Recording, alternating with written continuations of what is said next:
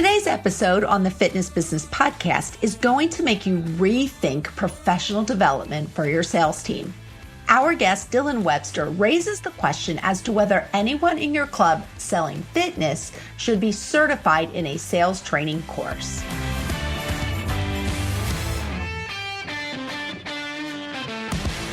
Okay, FBP family, I need a favor. This week, if you could please select your favorite episode and share it on one of your social media outlets and then tag us, I would be super appreciative. Now, hopefully that's not too much to ask of you, right? So listen, I look forward to seeing which episode or guest is your favorite. And don't forget, tag us.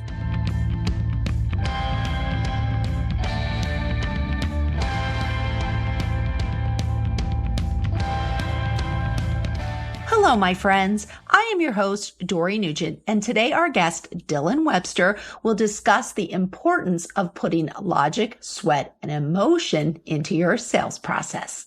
Dylan is the author and managing director of the Fitness Sales Academy, and today he is our industry expert.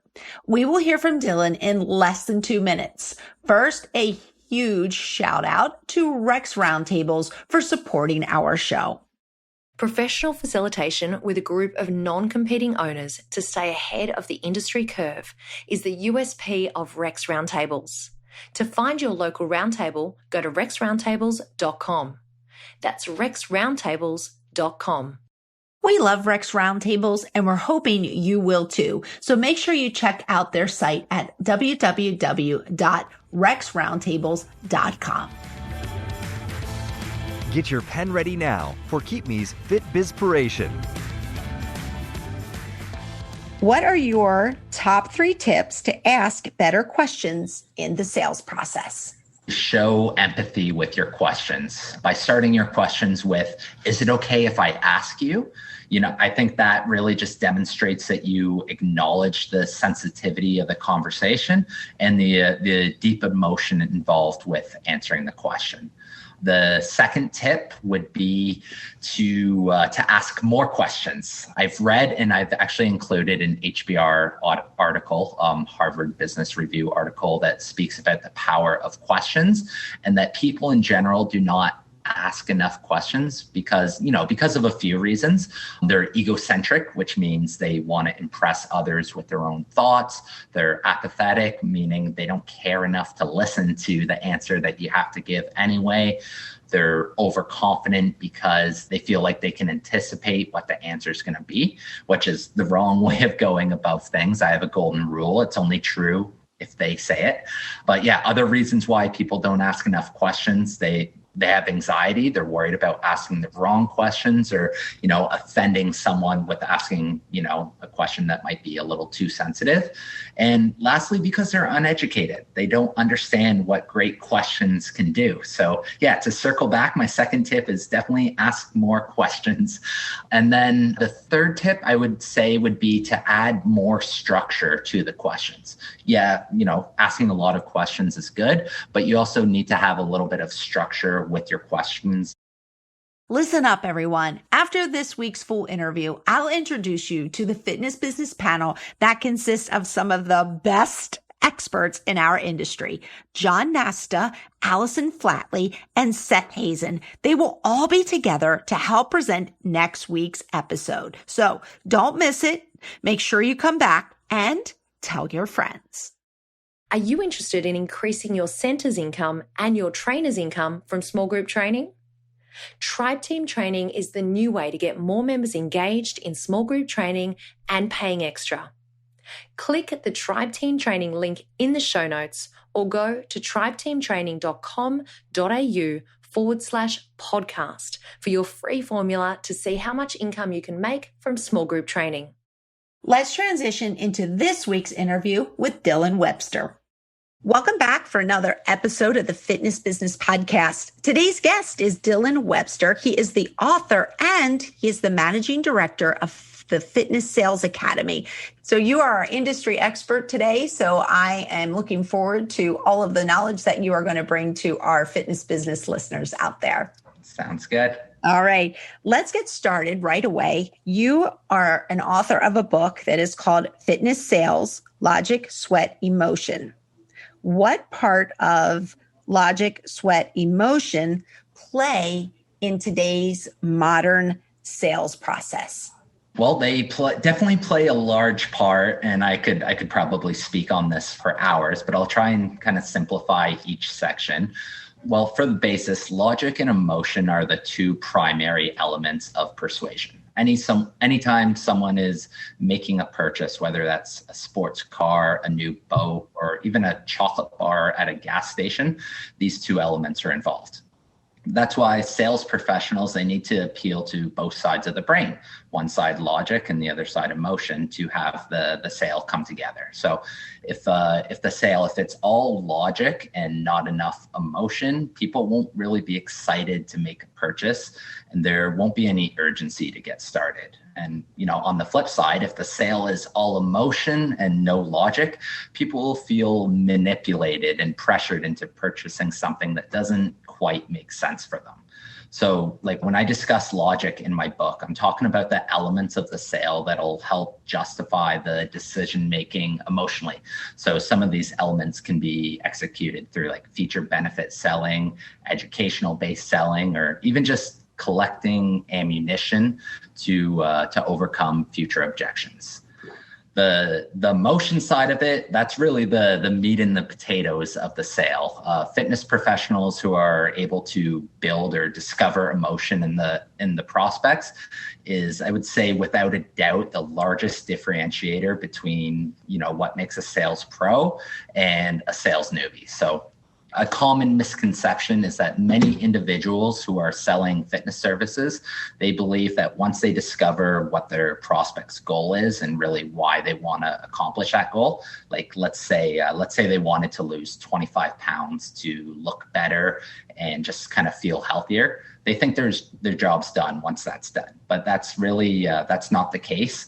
The fitness professional should be working to discover really how that person will feel if they accomplish or don't accomplish their goal. So really there's two sides of it as well. There's positive emotion and there's negative emotion. And, when you have someone sitting in front of you, you can't really tell what they're motivated by initially. Like some people are motivated by success, where other people are motivated by not failing. It's like similar to an athlete. When the game's on the line, some athletes are motivated by winning, and other athletes are motivated by not losing. It's really a unique mindset. So you got to play on both sides of the emotion. And then lastly, we mentioned sweat being a big component, and the sweat or the workout or introductory assessment is really, it's really the demo of the sale, and it needs to be executed as a flawless process anyways, because a really great trial workout or introductory assessment, it can really reduce the fear of the unknown for the prospects, really provide them with a sense of feel. And it can create a dependency on the trainer or service. So, if you have a really strong coach or, uses strategic exercising, that can go a long way with really upgrading the level of the workout. And lastly, the sweat's really important because, and as long as you're not fatiguing the prospect too much, you can enhance your chances of closing the sale physiologically as well. A good workout will promote mood boosting hormones that will boost confidence, someone's well-being, their motivation, and really all these various factors that promote a positive outlook and positive decision making. I know you already touched base a little bit about some of the psychological principles in the sales process, but I'd really like for you to elaborate more on that for me and our listeners, please. Yeah, no, absolutely. And the psychology is so important. Like you really maximize your success when you understand people and are able to modify your sales strategy to really appeal to them at their very core. So my book discusses a huge list of psychological principles that but, I've personally used since I started in the fitness industry. I was 22 years old when I started selling high ticket personal training packages. And, I had a really great mentor at the time. And, he taught me a lot of this psychology stuff. I've learned a lot of it at school and done my own research to kind of bring it all together. But like some of these principles, just to name off a few, I utilize the Goldilocks effect and anchor pricing, alternate choice method, foot in the door technique. FOMO is a really big one, the fear of missing out. Social proof, really pushing yes momentum. I call it the yes train, but building a positive mindset in your prospect, and so many other stuff. Like I even go on to quote Brian Tracy. He's the author of the book, The Psychology of Selling. And, I talk about the underlying needs of a consumer and, kind of take what Brian talks about and directly incorporate it into selling fitness services. Well, my goodness, you did your homework on this book. Again, lots of time to do research and, just being able to take a lot of really great information from other authors and really incorporate it to fitness and just making a sales book like specifically for fitness professionals. I feel it'll go a long way to help, move the industry forward. Good. Well, listen, my next question is about the sales process. And do you believe that the sales process will change, or are there specific steps in the sales process that will need to be adapted as we now are coming out of the pandemic? Yeah. And you know what? That's a really great question too. I believe the pandemic has forced a lot of fitness businesses to, they've lost their staff and, they've had to compensate by turning their sales process into like automation. So, in my opinion, automation takes the emotion and the human element out of the process, which I believe impacts the relationships and the sense of community within the gym. So because of this, I would say fitness professionals, they're going to have to modify their process a little bit and, even just work on really building that emotional connection with these people when they do get a chance to see them inside the gym. Otherwise, automation, it's going to result in just higher overall attrition. Gyms are not going to have the same relationships with the members that, they ultimately rely on to minimize cancellations.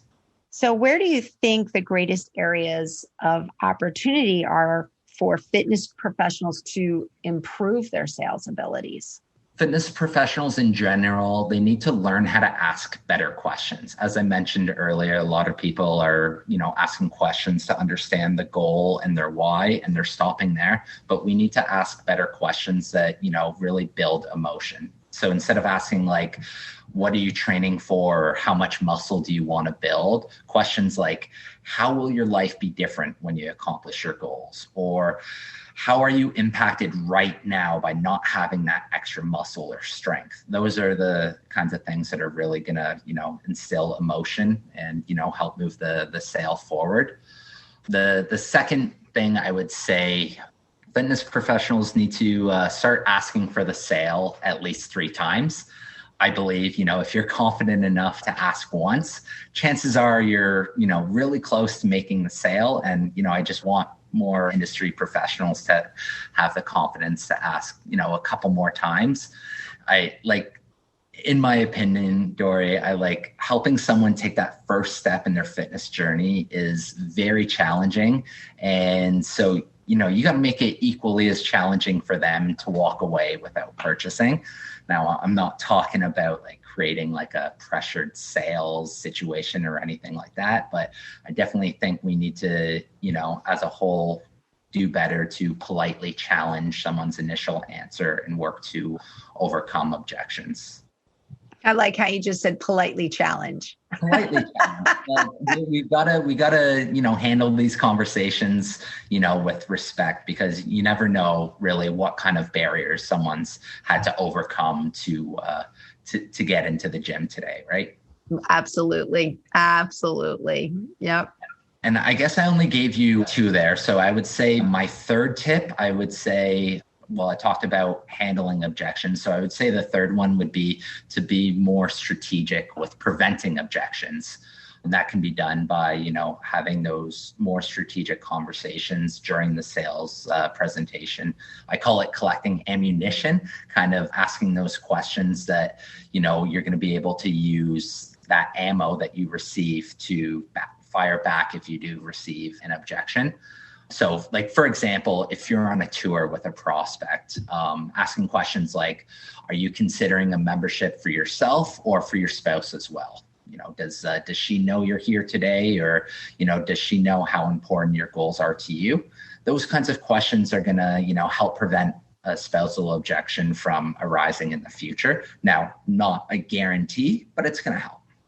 What I found so fascinating in your book are the exams to challenge the reader's knowledge. That's pretty unique. So why don't you explain about the exams? Yes, no, I definitely wanted to include like the corresponding exams to the book because, I believe in one of the psychological principles, the testing effect.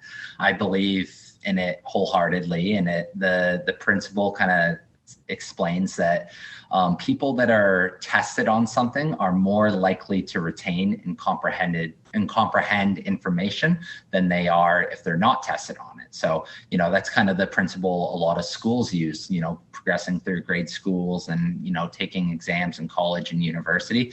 So it's really important to, instill that learning. So I definitely wanted to challenge anyone that picks up the book to, challenge themselves on the exams anyway.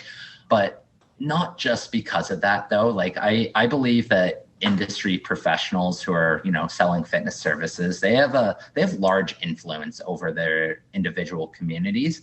And that influence can really make or break someone's entire fitness journey. So I created these exams that will hopefully act as the new standard for industry professionals moving forward. Just like personal trainers need to be certified to train their clients, I think anyone selling fitness, they should also be certified to consult these people walking through the doors, and, because they are still providing fitness advice.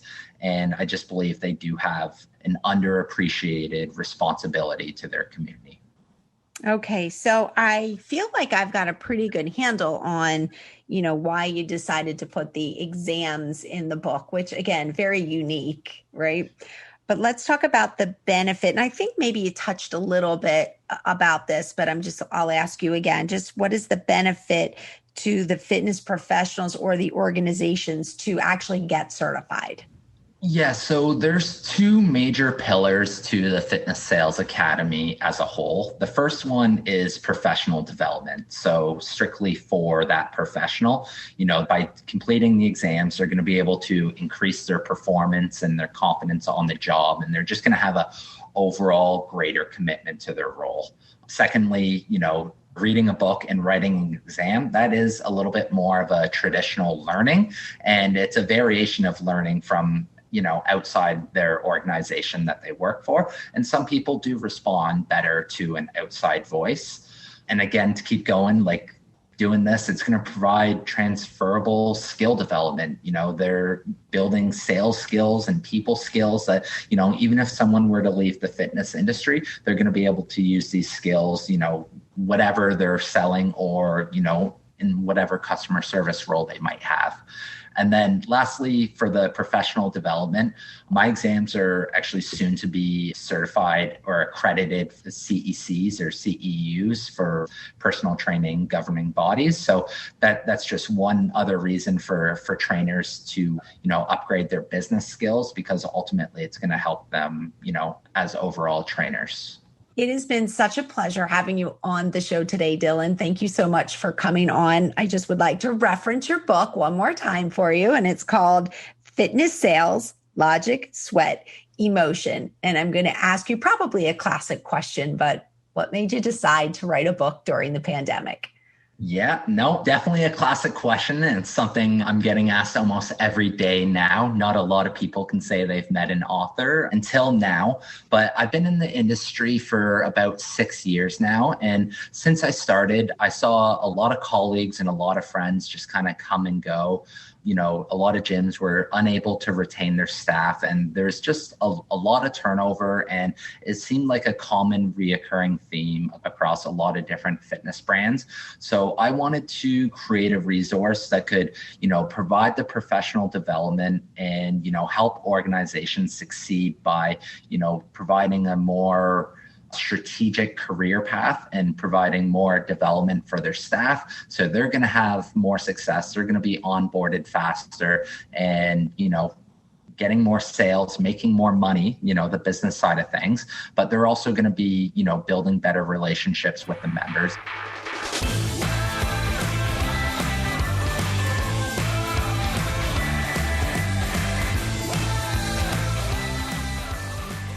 Thank you so much for joining us today, Dylan. And Fitness Business Podcast family, I'm sure you have a ton of questions for Dylan, right? So please visit our show notes at fitnessbusinesspodcast.com for contact details. Or when you subscribe to the best show notes in the podcast world, they are emailed directly to you. Subscribe to the show notes also at fitnessbusinesspodcast.com. In 30 seconds, I will introduce you to our guests who are bringing the heat to next week's episode. Member experience is more than just NPS. With MXM's Member Experience Toolkit, you build a unified view of the member experience, from purchase to onboarding to everyday usage and cancellation. Wire your entire organization with actionable feedback using MXN's Member Experience Toolkit. To find out more, go to mxmetrics.com. Hey there, Fitness Business Podcast family. Jason Stoll here, your host of the Thinking Ahead Show. Each Thinking Ahead show features the very best in expert authors, professional speakers, and industry leaders from both inside and outside of the fitness industry. The mission of each show is to challenge our listeners to step outside of their comfort zones and start thinking ahead. And you're not going to want to miss this show of Thinking Ahead as we sit down with entrepreneur, author, and internationally sought-after speaker Sanjay Nath. Sanjay travels the world sharing insights on both leadership and performance. He is best known for his trademark and book titled The 10-80-10 Principle.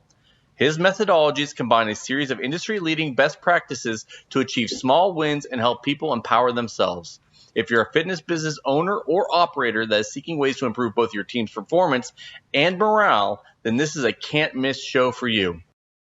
Like I promised, let me tell you a little bit about next week's episode.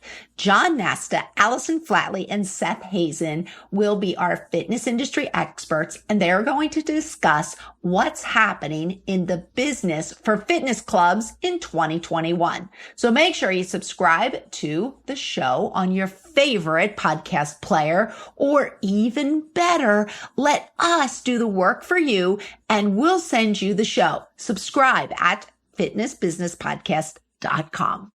We couldn't do what we do without our founding partner, Active Management, our partners, Keep Me, MyZone, Discover Strength, Tribe Team Training, and One Fit Stop, as well as our advertisers, Rex Roundtables, MX Metrics, Vaporfresh.